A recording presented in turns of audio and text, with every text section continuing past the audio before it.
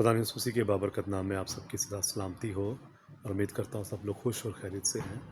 अज़ीज़ों, मैं आज एक बात को खुदा के कलाम को सोच रहा था कि जब हेरोदीस के ज़माने में खुदा ने मसीह की पैदाइश हुई तो बाइबल इस वाक़ये से बयान करती है हमें कि जितने वज़रा थे, वज़ीर थे, जितने शान शौकत के जितने ऑफ़िसर्स थे, बज़ाते ख़ुद बादशाह भी जब उसने खुदा ने मसीह के बारे में सुना तो अज़ीज़ों वो बाइबल में लिखा है कि वो घबरा गया।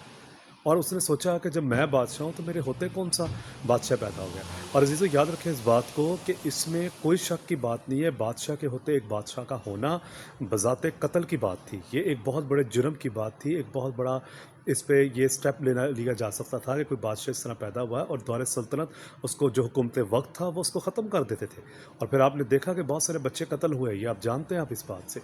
लेकिन मैं इस खूबसूरत बात को सोच रहा था कि बेशक उस वक़्त हेरोदेस के ज़माने में यसू नासरी बादशाहों का बादशाह पैदा हुआ, लेकिन ये किसको पता था कि वो बादशाह ज़रूर है, लेकिन उसकी जो सल्तनत है वो इस दुनिया की नहीं है। उसकी बादशाहत इस दुनिया की नहीं है। उसकी जो बादशाही है वो हमेशा हमेशा के लिए आसमानी बादशाही है।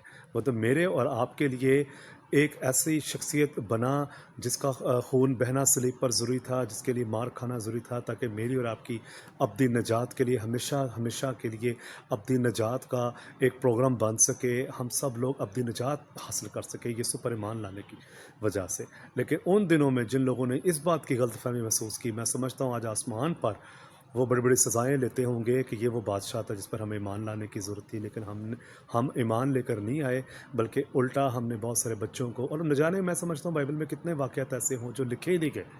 उस वक़्त तो हमने अगर लिखा है, बाकायदा एक आयत है इसमें लिखा गया है कि राखिल अपने बच्चों को के लिए रोती है क्योंकि वो नहीं है। तो कहने का मकसद ये है कि अज़ीज़ों, और पता नहीं कितनी प्रॉब्लम्स आई हों, कितनी अपना चूँकि दौरे सल्तनत के अंदर आपको पता है जो हुकूमत वक़्त होता है उसके इख्तियार में सारा कुछ होता है और वो जो चाहते हैं वो करते हैं। लेकिन हम खुदा यीशु मसीह के लिए शुक्रगुज़ार हैं कि वो मेरे और आपके गुनाहों के लिए इस दुनिया में आया। उसकी आज कब्र खाली है, उसने हमारे खातिर मार खाई और वो तीसरे दिन मुर्दों में से जी उठा और आज आसमान पर बाप के दाहिने हाथ बैठा है।